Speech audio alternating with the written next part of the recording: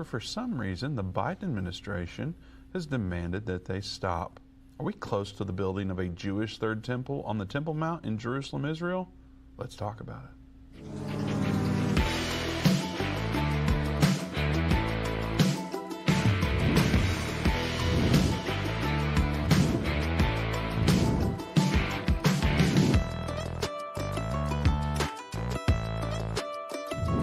Welcome to the Endtime Show. Vince Stegall here with Doug Norvell. Don't forget to like, share, and comment. Keeping up with us in the chat always helps break through the algorithms a good bit. We need your help sharing as always. Don't forget we are taking your calls. The number to join us is 877 Endtime, 877-363-8463.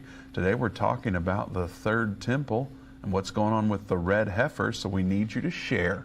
But before we get into that, considering that we're in the middle of the DNC, we wanted to do a quick check-in on what we're learning about Kamala Harris's policies. So we're pleased to have Philip Patrick join us to help sort it out. Philip, welcome back to the Endtime Show. Thank you so much for having me. It's good to be back.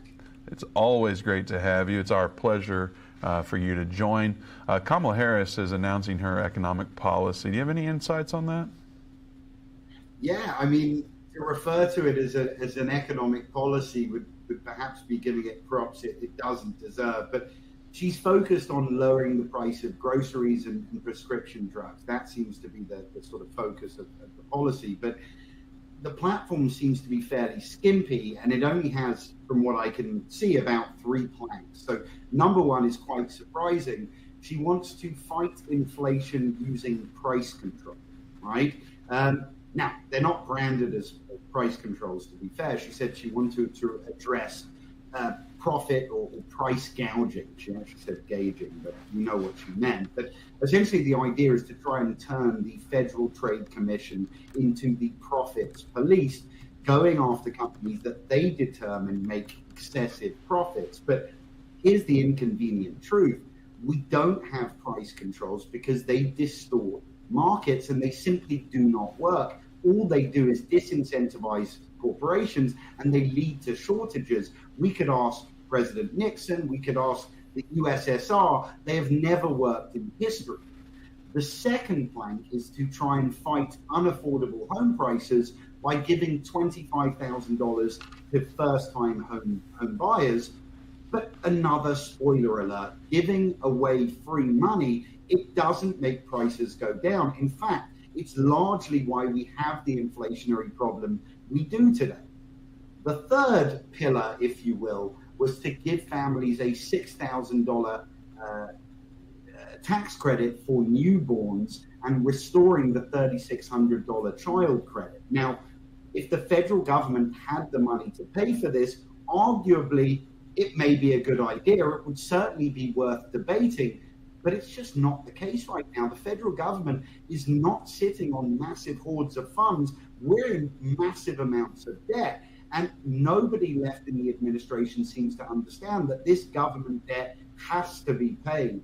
You cannot borrow your way to prosperity. So quite frankly, it's an unimpressive economic platform. It just seems to be more of the same, more amassing debt, more money printing, and ultimately more inflation. It's not good. Philip, you are not winning the popular vote by taking away all this free money that we were going to get. I am not. That can be the only rationale for the policy, is to buy votes. You're not wrong there. Well, we talk about Jamie Dimon a bit. He's skeptical that inflation will return to the Fed's 2% target. What do you think about that? Is he right about that? Yeah, I would agree with him. Look, he's certainly right about the inflationary forces we're seeing at the moment. We've got an administration that is hell-bent on deficit spending. We have the costs of sort of remilitarizing the world in preparation for a new Cold War. Now, what I thought was interesting about what Dimon said, he said, look, the Fed will probably cut rates soon, and he's correct, a quarter point probably in September, maybe another quarter in December. But the interesting thing that he said is, he said, I don't think this is going to have as much of an effect as people think it would. And that was the interesting part. He's basically telling us the Fed can lower interest rates, but it's not going to fix the problems. Diamond's been talking or warning about the inflationary forces we're facing for over a year, and basically he's suggesting, and I think he's correct, that it's going to be a lot stickier than the Fed and people in general are thinking. All right. So in these uncertain times like what we're living in, how in the world do everyday Americans like me, how do we protect our savings? You know, it's getting harder and harder to do every day. And I think largely because the problem that we're seeing is not just an economic slowdown here in the United States, it's a global problem. Germany, pretty much the whole Eurozone are in recession, the UK, Japan, China, all on the brink. It's because the world is dealing with a massive debt overhang really since the pandemic panic. And it's the same reason central governments around the world have bought more gold in the last 2.5 years than any other years in history. Governments around the world are hedging their bets with physical gold for the simple reason that it is just about the only financial asset that cannot be devalued or defaulted on. In fact, Goldman Sachs analysts have come out recently and said, and I quote, long positions in gold now offer portfolios the greatest hedging value. And what we have to understand is they're feeling the same problems. They're seeing purchasing power disappear. They're seeing asset values come down. And what applies to central banks, it applies to us as individuals, just at a much smaller level. So I think it's time we're all sort of good stewards of our money. And I think there's an opportunity to be preemptive and protect our funds heading into what will be a couple of tough years in the economy. If there was only a place we could go and where we could trust to help guide us on gold and silver, we tell everybody go to the Birch Gold. You're exactly correct. And that's what we do. And the key for us is to arm people with information. We want to make sure that all of your viewers have access to a lot of good information. And that's what we provide. It's absolutely free for your viewers. And I just recommend everyone get that information, get learning, because once you really understand the problems, you know, the solutions really start to present themselves. Absolutely. Philip, thank you so much for joining us again. It's always a pleasure to have you on and help you shine light into all this darkness that we have. Thank you guys for having me. It's an honor. All right. God bless you, sir. You can protect your savings today by going to birchgold.com/endtime. That information that Philip was talking about, you can get a free info kit there, birchgold.com/endtime. Go there right now. All right, Doug, now we are talking about the Temple Mount, which, of course, there's a lot of gold talk to be had when we start talking about the temple, yes, which we're not going to get into on this part of it. No, Philip we could if we wanted to, but we're not. We sure could. Philip was talking about debt and all that, the challenges that we're dealing with there.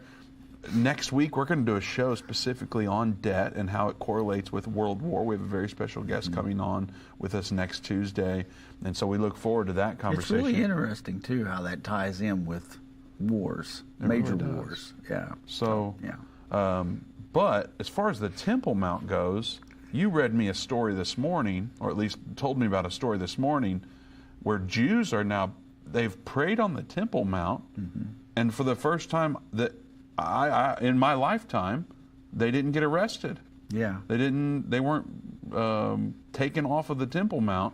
And I'm going, is this revival? What is this? I don't know how to explain what you're telling. I don't know how to comprehend it, really.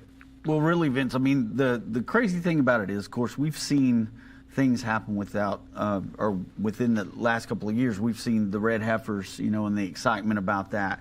We've heard what Hamas has said about the red heifers, and the reason why they attacked Israel was because they believed that they were going to tear down the Al-Aqsa Mosque and the Dome of the Rock. And so that is what they were saying was driving them to start the war with Israel. Of course, we know that's not true, but there's a lot of history there with that Temple Mount and with the Muslims, and especially the Muslim Waqf that controls the Temple Mount as far as what can normally happen there. Now, Israel is in control of it as far as the law being upheld. So the only people up there that have weapons and guns are either the Israeli police department or the Israeli military, and they're up there. But the Waqf are Muslim folks they're from Jordan, and they just kind of patrol up there and make sure nobody's praying that's not a Muslim, that nobody's doing anything or talking about anything that refers to, taking anything down, putting up anything new. And so there's a lot of history that goes along with that. And so I thought what would be really cool, I don't know if we have time for this right now, is the thing. We have time, but I wanted to say before we go to this very exciting clip. Very exciting clip. We're talking about Jews praying on the Temple Mount. Yeah. And people that are following Candace Owens, people like that, they just recently did some content on Jews. And so it's kind of a hot topic.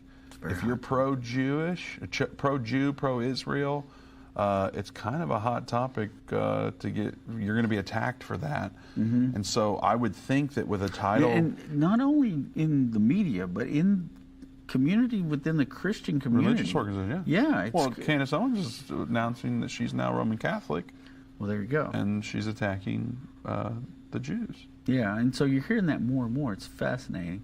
So, anyway. I don't understand it, but this is a subject that I know is just by saying, our title is Jews Pray on the Temple Mount, just by saying that, we realize what kind of controversy that can create. Yes, we realize that there's people viewing this show that are probably too scared to share it on their Facebook timeline because they don't want to upset the apple cart. They don't want to have to go to work tomorrow, and your coworkers saw that you shared Jews praying on the Temple Mount. Yeah. So I guess this is just a plea for all the true end timers out there. If you're a true end timer, be sure to share this video to make sure that the world knows what's happening, because Jews praying on the Temple Mount is a big deal. And so we need your help sharing this video. So if you call yourself an end timer, share the video. You don't get to wear the end timer hat unless you share the video. Right. So we've got a special clip too that's coming up. So don't go anywhere. Before we get to that, I want to remind you that there was a time when banks used to help build our communities and uphold our values. That also, I'm not sure, has happened in my lifetime, at least not in the mainstream. But many banks may oppose what you stand for now, and there's another option. For over 65 years, America's Christian Credit Union has been serving God-fearing Americans with integrity and faith. America's Christian Credit Union, they were founded by pastors for the benefit of its members. And so for a limited time, you can earn $400 when you open a new checking account with qualifying activities. Plus, end-timers get an additional $100 bonus with the promo code Endtime at checkout. So that's only available for the true end-timers as well, Doug. That additional $100 bonus. Go to endtime.com/ACCU for complete program details. Why stay with banks that are opposed to your worldviews? Faith-aligned banking is within reach. Make the switch today. Visit endtime.com/ACCU for program details and get started today. All right. Doug, do you need to preface this clip at all? Well, this is it's gonna lead up to telling us where we are now, because in 1967 there was a skirmish called the 6-Day War. Yes. And so this clip is going to explain that and explain how the Temple Mount became under the Jewish control and then handed to the Jordan Wharf. And it's of the timeless Irvin Baxter. It is. All right, let's go to it. Okay. The Temple Mount was reclaimed by Israel in the 1967 6 Days War. And we want to take a moment right now to talk about this very important event called the 6 Days War. It was stunning. I mean, Israel defeated all of her enemies in 6 short days. Here's what happened. Israel captured the Sinai Desert in the south from Egypt, the Golan Heights in the north from Syria, and the biblical area of Judea, Samaria from Jordan, including the entire city of Jerusalem. Now, all of these territories were part of the biblical Promised Land. The crowning event was the capture of the city of Jerusalem, and in particular, the Temple Mount, where Almighty God said 37 times in the Old Testament, I will put my name there. Remember, this was the place where Abraham raised the knife over Isaac. This is the place where God told David, you go by the threshing floor of Arana. Well, now they're back to this Temple Mount, where the first temple stood, where the second temple stood, and where the Bible says the third temple will soon stand. When the Israeli soldiers finally made it up onto the Temple Mount, the Arabs ran for their lives. When the guns fell silent, I have a personal friend who was there that day. Mr. Gershon Solomon was in the Israeli Defense Forces, and he was on the Temple Mount. He said 1 minute the guns were blazing, everything was noise, and then when the Arabs fled, suddenly everything fell silent. And the people, the soldiers that had been killing 1 minute, all of a sudden, the tears began to roll down their faces. Gershon told me, we were all weeping like babies. Here we were back to the place where God said, I will put my name there, the site of the first temple, the second temple.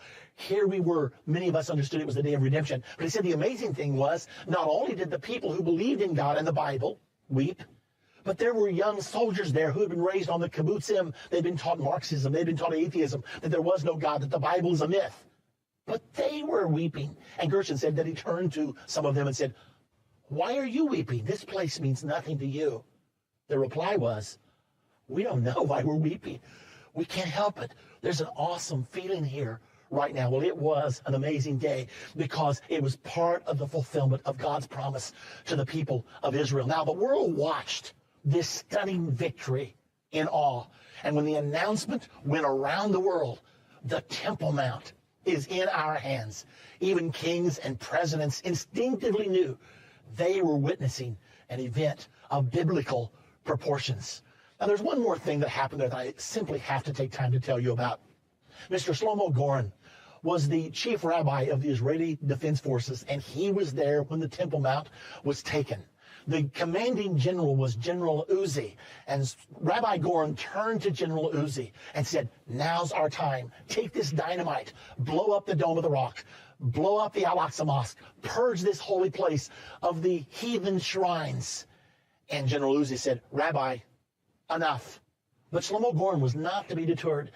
He said, you'll go down to history if you'll do it. This is the moment of redemption.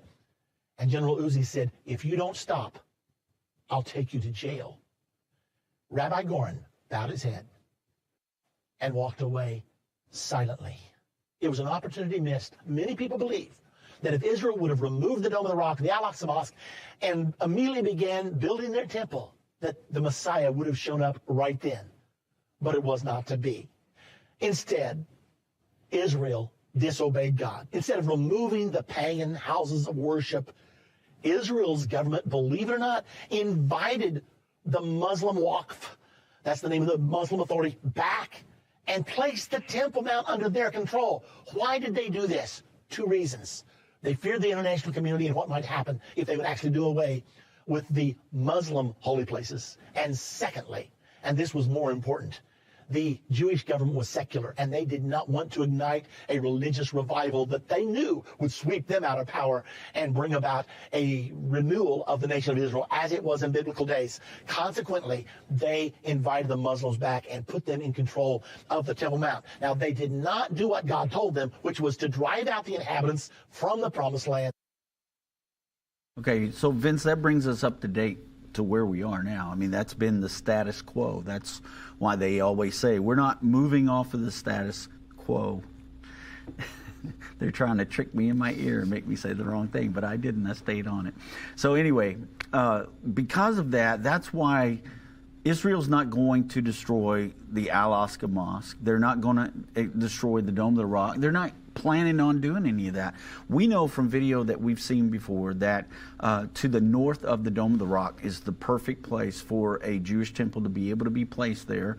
And it's an empty space. There's acreage right there. And also there is what they call the Dome of the Spirits there, that they believe was the holiest of holies during the time of the temple. And so the temple could be put there with the Dome of the Rock right next to it. And of course the Al-Aqsa Mosque, if you've ever been there, it's a pretty good ways to the south of that area. And so they wouldn't touch any of those things.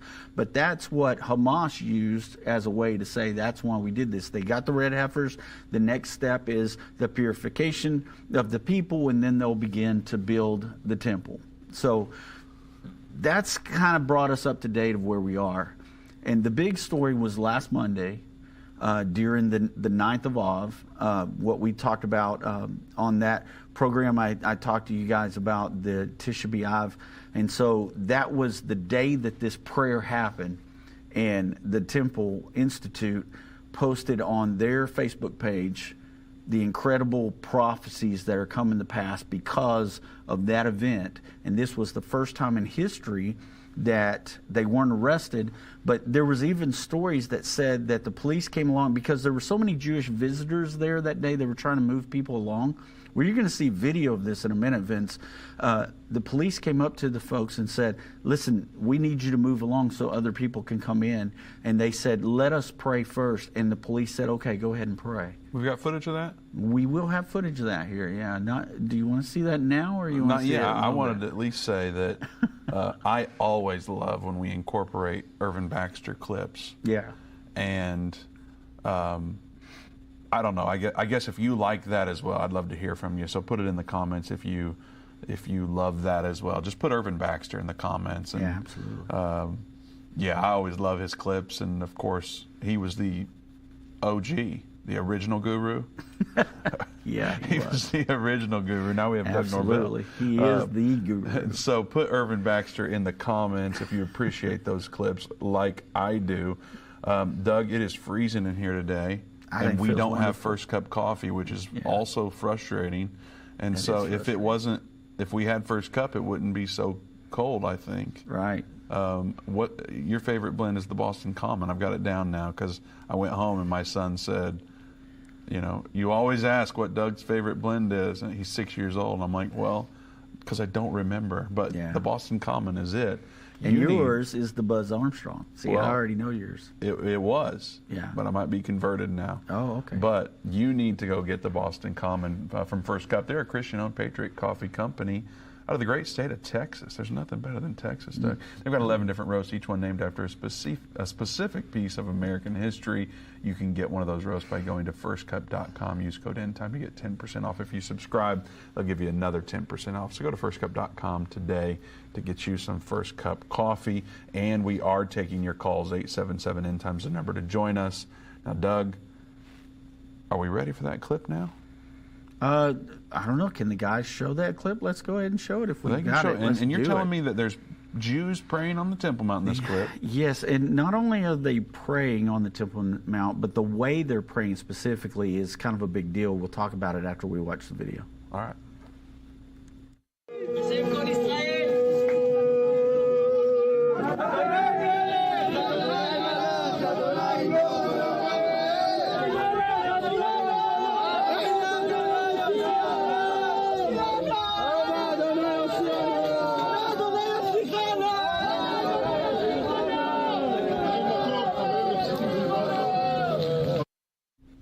So Vince, those that are listening on the radio can see it. These folks are laid on the ground in what they call the prostrate position, and they're just face down on the ground. They're crying out to God. This is a huge deal because this is actually in the Bible. It talks about this. And they're speaking Hebrew. And they're speaking in their Hebrew tongue. They're praying. And you could hear, if you listen closely, you could hear them crying out Hashem, which is God in Hebrew. It's, you know, we talked about the Shem. We've shown that letter on like where the Temple Mount is, and the Shem is actually in the topographical on the map view of the map with the different valleys that are there. God actually did write His name there in that area with the Shem. So anyway, they're laying face down. This is what Abraham said in the passage of the Bible where he talks about going up with Isaac and they're going to pray. And the word that he uses in Hebrew, it actually means we're going to prostrate on the ground at the Temple Mount before God.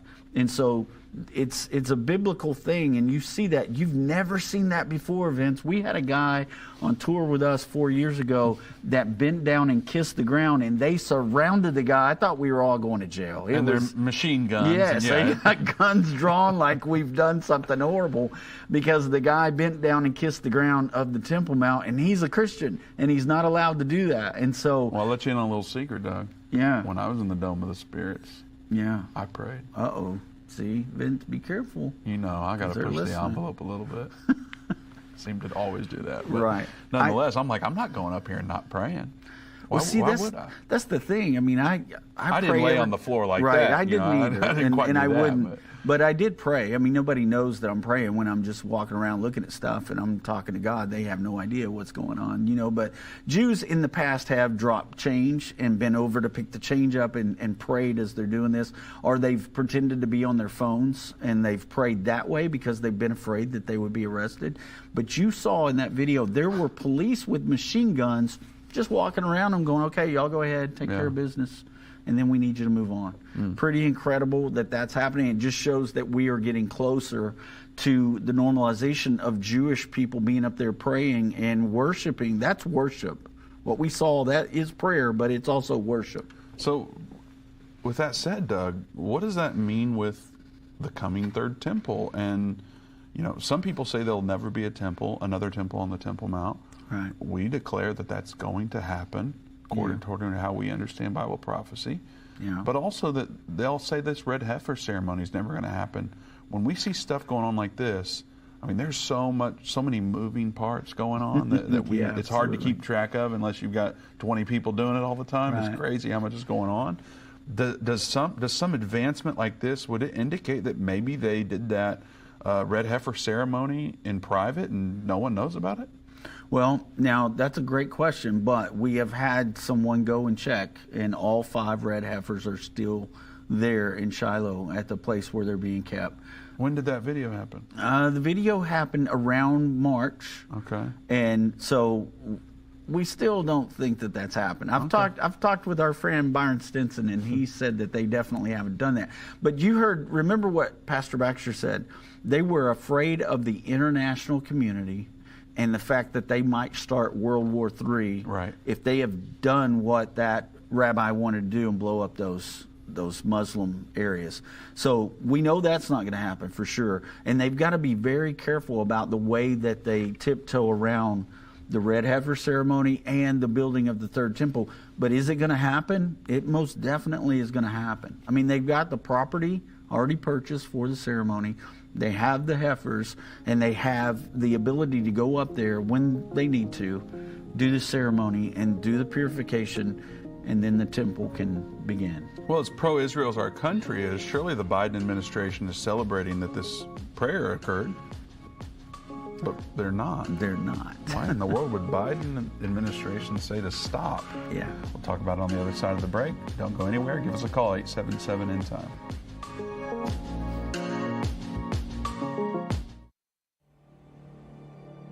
A voice spoke to me and said, I've got something I want to show you. I was so sure God had talked to me. And I was stunned by what I saw.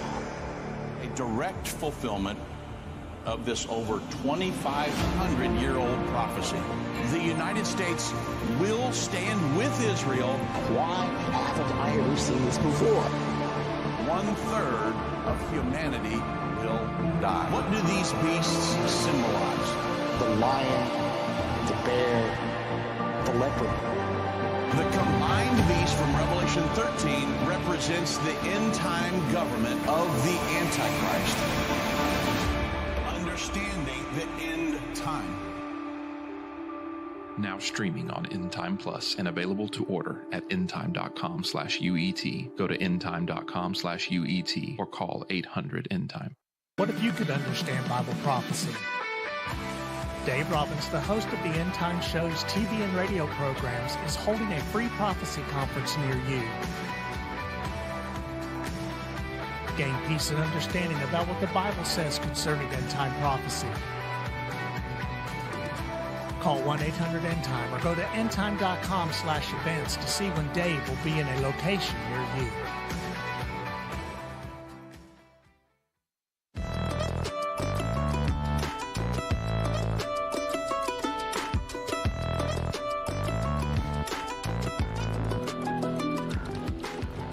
Welcome back to the Endtime Show. Vince Siegler with Doug Norvell. Open lines at 877-ENDTIME, 877-363-8463. Don't forget that Dave and Jana Robbins will be in Fort Smith, Arkansas tonight. Doug, a Thursday night conference, one night only, 7 p.m. So if you're in the Fort Smith, Arkansas area, you need to make plans to come out and meet Dave and Jana Robbins. Dave will be teaching a very interesting lesson that you need to hear. As far as I know, it's the Green Horseman. Yes. So that's what it is. This is brand new. You can pre-order that lesson by going to endtime.com/green. It's available for donation of any amount. However, there's nothing like going and seeing it in person and then even be able to interact with Dave about it after or before the conference. So go to Fort Smith, Arkansas, make plans to attend. You can go to endtime.com/events or give us a call at 800-ENDTIME. We'll be happy to help you out with all the information that you need about that specifically.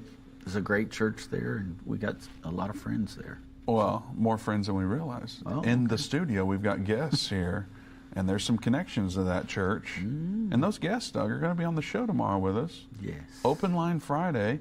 Many of you remember, when was it? 3 months ago now? Man, I don't know. Time's going by fast. I think it's sped up or something. It feels like last week. It might have been, it was definitely three-ish months ago.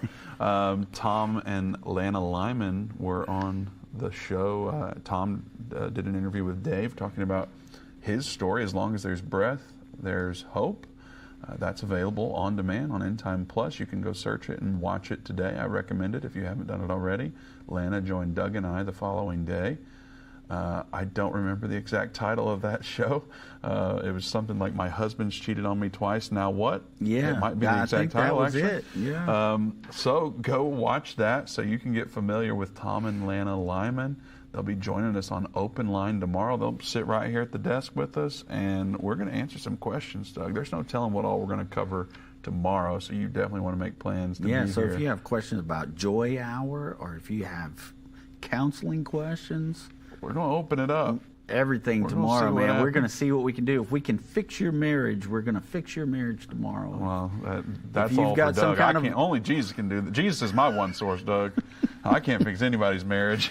Well, we're going to have a guru that can help us with that tomorrow. I like it.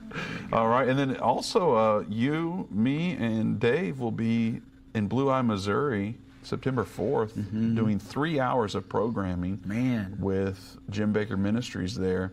They want to do a very special show for their audience, specifically talking about One Source, as well as a couple other shows while we're there.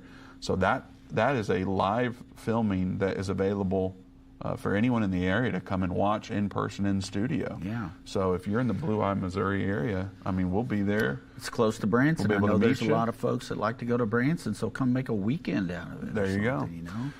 All that's available at endtime.com/events. Yeah. All right, Doug. Everybody wants 2 hours from us, and we're going there and doing 3 hours. I know. Ooh, man. That's going to be wild. Yeah. So, wow. Need lots of water. We are talking about the Temple Mount.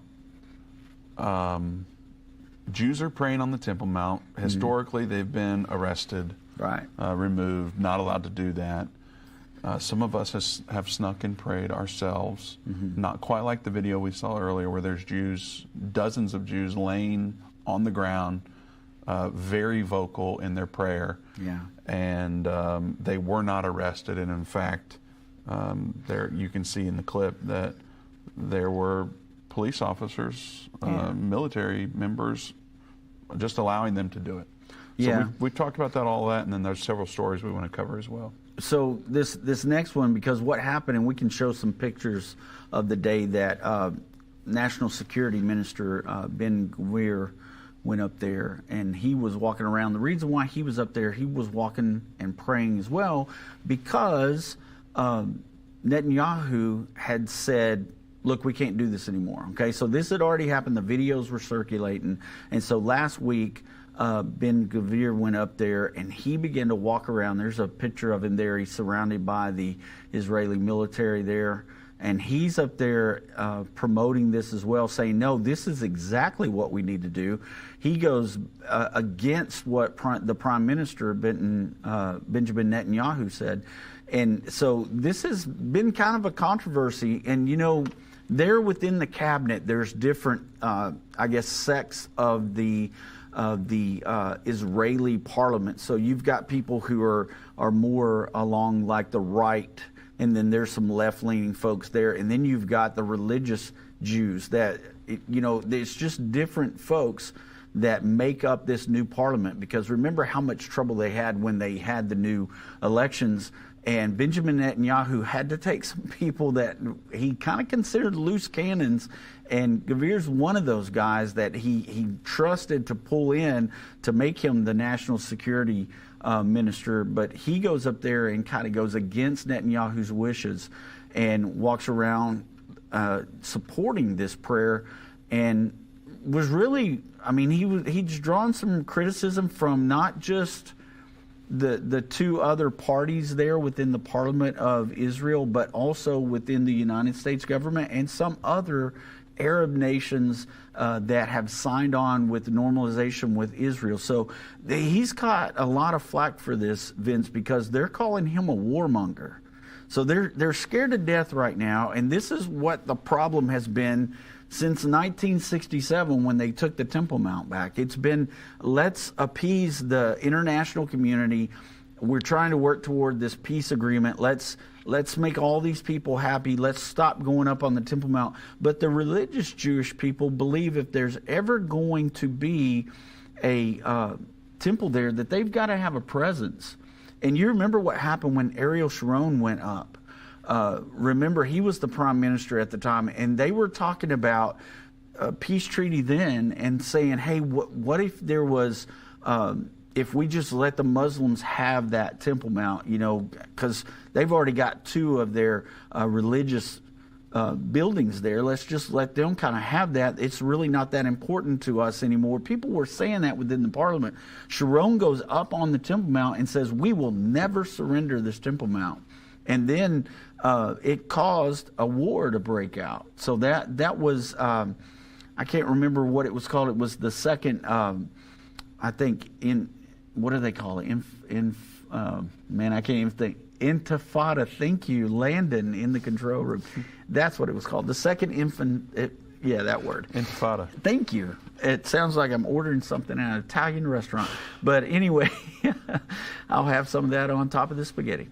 That's what was going on the Temple Mount. And so we've got this fear that, hey, if we go up there, we begin to pray, we begin to build our temple, we are going to cause World War III. That's the reason why the red heifers became a problem for the government. They said they were going to allow this ceremony happen, Vince, and then when the whole October 7th thing happened, they said, no, we can't do it because you see what it's done. It sparked this. Well, you've heard people from the IDF come on this program and say, that's not what did it. They don't need an excuse to kill Jewish people. They hate the Jews and they want to eradicate the Jews and get them out of there.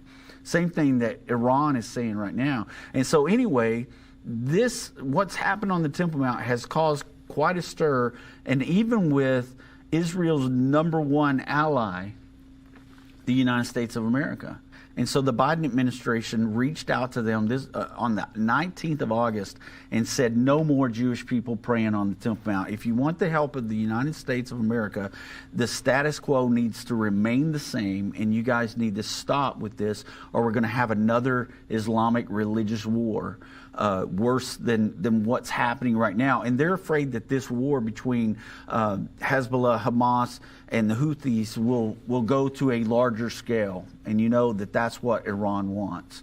And so everybody is kind of scared right now. Even the United States government is saying, you got to stop this. So we're going to Israel and going, you can't worship on your Temple Mount. Doug, we've been hearing for weeks now that Iran's attack is imminent. You mentioned this war upscaling.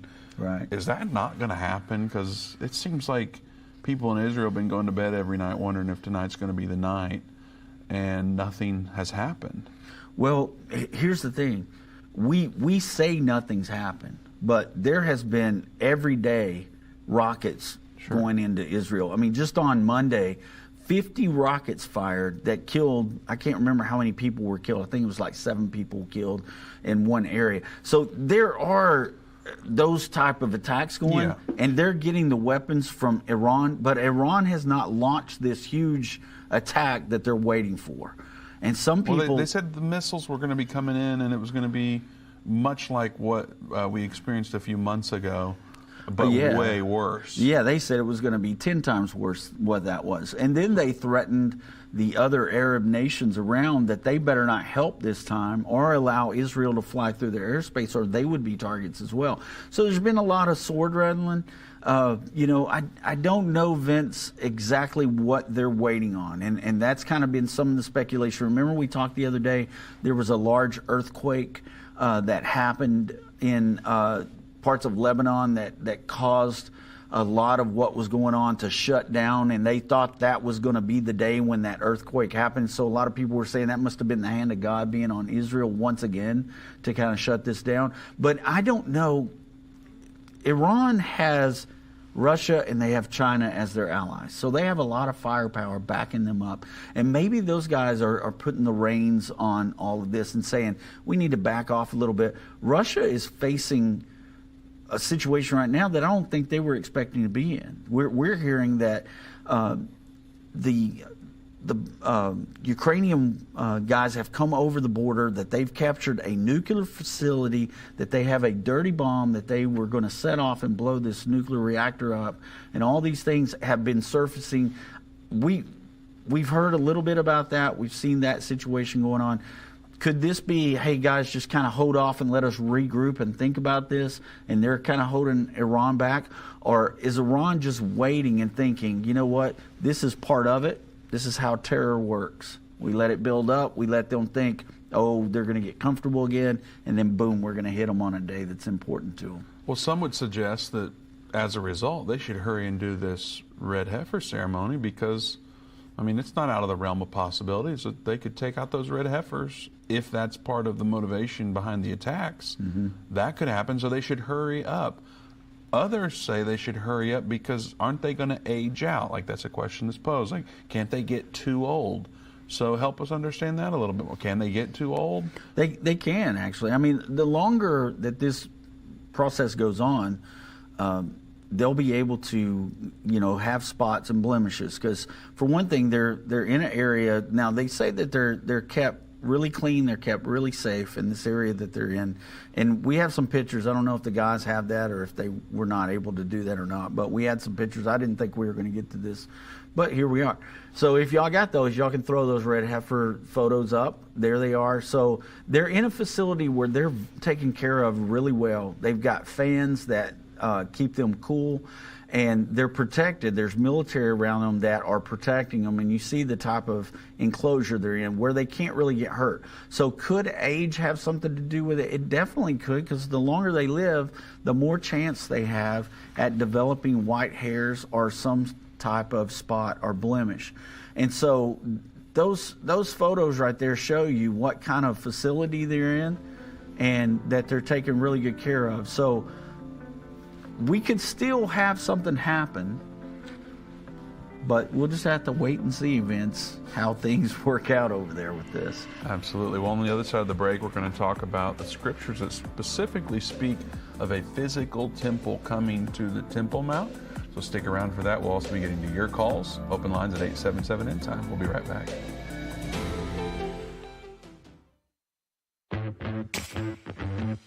They that understand what is taking place will instruct many. Except a man is born again, he can't enter or see the kingdom of God. I don't care what label you've been given or what label you've given yourself. You are essential. You still matter. This is a journey, and when we get to the other side of that, that's where our prize is. That's where our reward is.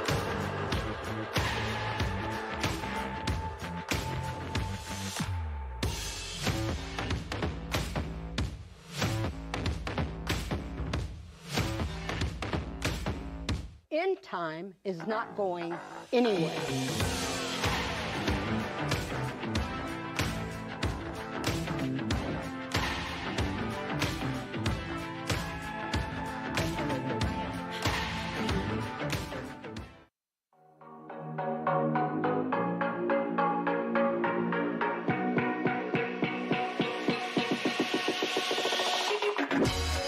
Welcome back to the Endtime Show. Vince Stegall here with Doug Norvell. We are taking your calls, and we'll get to that momentarily. I want to quickly remind you, we've announced the rebranding of Endtime Plus. It is becoming one source. We're very excited about what's coming with that. That's why for months I've been telling you to comment, Jesus is my one source. I was trying to tell you what was going on. Yeah, I'm sneaking it in. Right. Nobody knew. You're over there biting at your fingernails while I watch you out of the corner of my eye. Yeah. You're nervous that I'm saying it out loud, but all the while keeping it a secret because there was a lot brewing that we couldn't talk about yet. And so we've announced it now. You can watch that full announcement video at endtime.com/new. However, there are a group of people that are so excited about what the Lord has been doing as a result of One Source launching, and they said we are going to match every donation up to $100,000 for the launching of One Source Network. So if you go to endtime.com/one, or if you call 800-END-TIME, every dollar that you donate, well, first of all, you're going to become a founding contributor of One Source, and every dollar you donate is going to be doubled up to $100,000. So your $500 donation turns into $1,000. Your $10,000 donation turns into $20,000. Whatever the Lord lays on your heart, up to $100,000 is going to be doubled by some incredible partners of Endtime that believe in One Source. In addition to rebranding Endtime Plus and all the streaming apps, we're getting television channels as well. The Lord has opened the doors. We are in Houston, Texas right now. We're in Nashville, Tennessee right now on television. And I announced just a few days ago that I got a call from that guy again. And he said, how about Louisville, Kentucky? So we're going to Louisville, Kentucky. Before long, One Source is going to be available everywhere in the United States. As far as I'm concerned, I'm believing for it. I'm praying for it. And I know the Lord's going to supply everything that we need to make that happen. So please pray with us.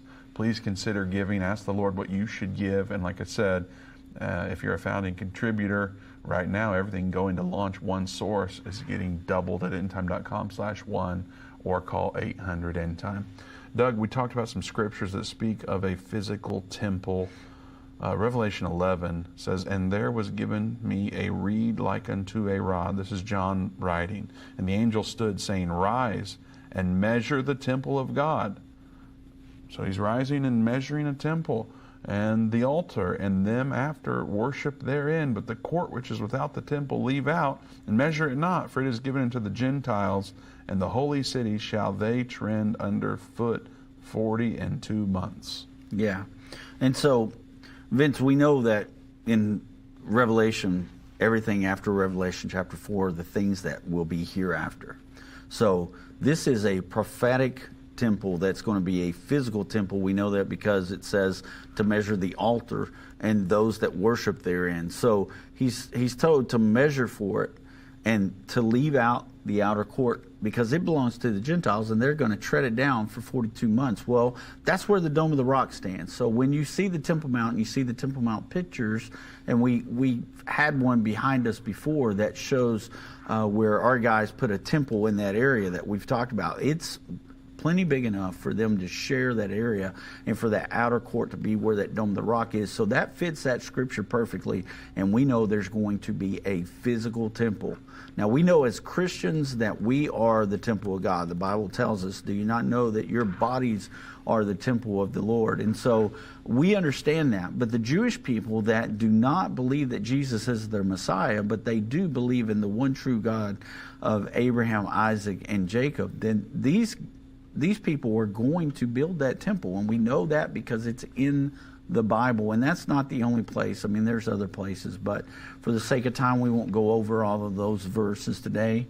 We'll start taking some calls, but we just want you to understand this is prophetic, and it is going to come to pass. Amen. Yeah. All right, well, let's go to the phones now in Florida. William's watching there. William, welcome to the End Time Show. Brother Vince, Brother Doug, pleasure to speak to you both today. Really enjoying the show. It ties in exactly with what I was calling for today. Wonderful. Thank you for calling. Okay. Well, with everything that's going on in, China's economy falling apart, the banks closing, the war, the October 7th invasion of Israel, the war in the Middle East, I was just thinking about what Brother Baxter had said, and he could not he was not prepared to tell us whether it was the Sixth Trumpet War that happened first or the peace treaty that happened first. So I was compelled to pull back off the shelf his book, China War and the Third Temple. And I was blown away because he had said that it was a fictional work which couched nonfiction and prophecy. And in the very first chapter, he named the two leaders that were going to perpetrate the Sixth Trumpet War. And the name of the Chinese leader, he wrote as Jiang. And the name of the U.S. president, he named as Benton. So obviously, our current president is Biden, Benton Biden, and the leader of China is Xi Jinping. Mm-hmm. And so, Brother Baxter wrote the publishing date is 2001, and Biden wasn't even vice president until 2009.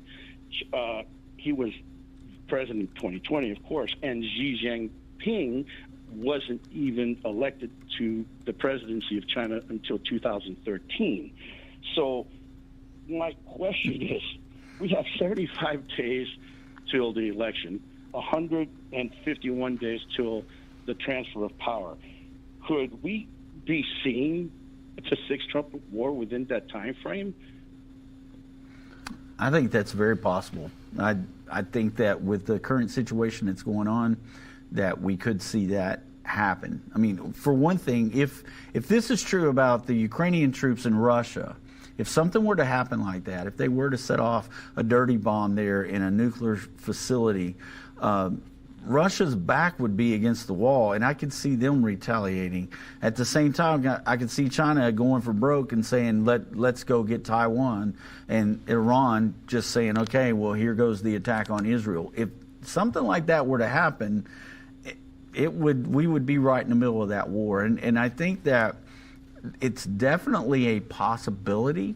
I don't think we've ever been closer to it than we are right now. I mean, when they're talking about, when Iran says the reason why we want to take out Israel is they are the little Satan and America is the giant Satan. They're saying that because they understand that the protection that Israel has is America. And for them to really be able to annihilate Israel, they're going to have to do something about America.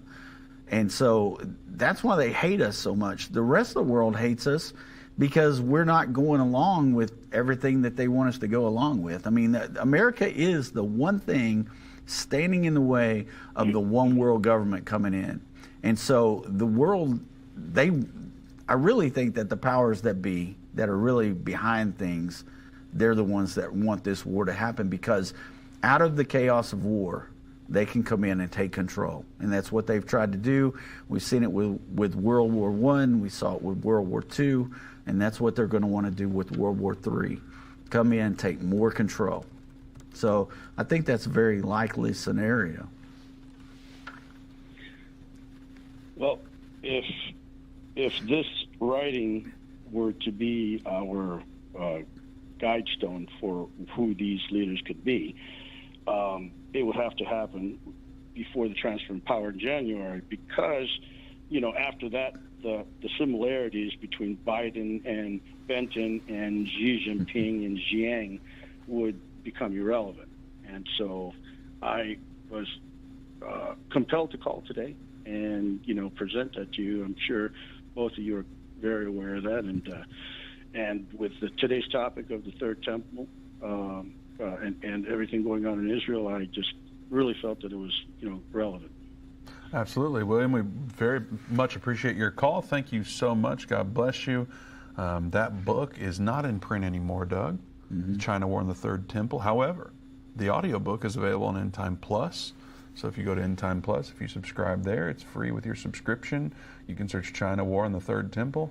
I put the link in the chat as well, so you can listen to that book. Some of us out there, some people don't like to read a book, they want to listen. So that audiobook's available for all you folks out there. We're going to go to Missouri now. Anthony's watching there. Anthony, welcome to the Endtime Show.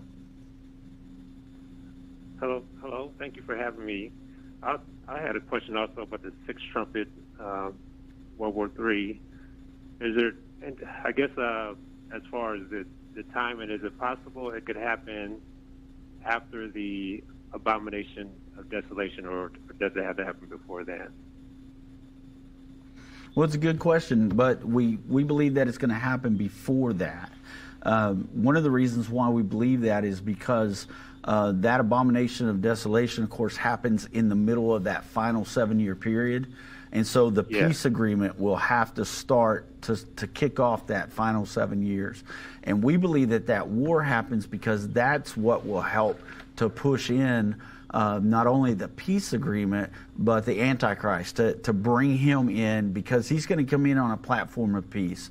And if we have 1/3 that are killed in a war like that, then he's going to come in and try to tell everybody, I've got all the answers and I can fix this. He'll come in on that peace platform, seal the deal on that agreement with Israel and the Palestinians, allow the temple to be built. All those things will begin to happen. And so we think that war will definitely happen before that peace treaty. We looked at things when Trump was in office and said, well, maybe this peace treaty could spark the war, and then that's how this could happen. But it does seem more and more like that war is going to happen first, and then bring in the peace agreement along with the Antichrist. Okay, great. And just one more question. As far as America not being part of the one world government, as far as the economic sanctions on individuals here in America, as far as taking the beast, the image after during the last 3.5 years, it seemed like that will be voluntary over here for the American citizens. Like if some crazy person wants to still do it. That's the way it appears to us, and I just got to tell you, I'm impressed with how much knowledge you've got, because you're sitting there laying it out really well, and I appreciate your studying that you've done, Anthony. That's great.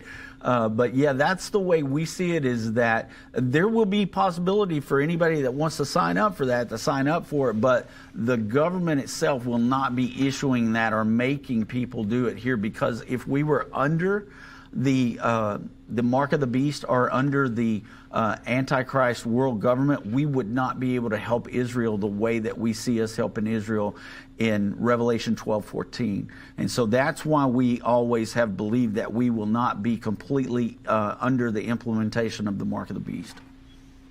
Wonderful. Thank you both. Yes, you guys are my professors. I went to seminary school, but I didn't learn any of this in school, so I thank all of you there at the team. Anthony, are you already on Endtime Plus? I was on there, but I'm just having in between job situation right now, and I have to eliminate some things. So, but I certainly understand that. But we're going to help you out there. So please stay on hold. We'll get your email address. We're going to give you a year free of Endtime Plus. We certainly always appreciate students of the Word, and we want to help out as best as we possibly can. So stay on hold. We'll get your email address and hook you up with that. If you're not part of Endtime Plus, you need to be. Like I said, it's transforming to one source, and so your subscription to Endtime Plus is going to automatically change over. You're going to get so much more content than what you're getting already right now. So you want to be part of Endtime Plus. I can guarantee you that. Don't forget to go to endtime.com/one to be a founding contributor of One Source Network. And then, of course, we've got thousands of hours of content that's totally free at endtime.com and watch.endtime.com. Go there, check it out today. Don't forget, tomorrow's a very special show. We're going to have 3 gurus here with me. I'm going to be just a random guy sitting there, so don't miss it. We'll be right back.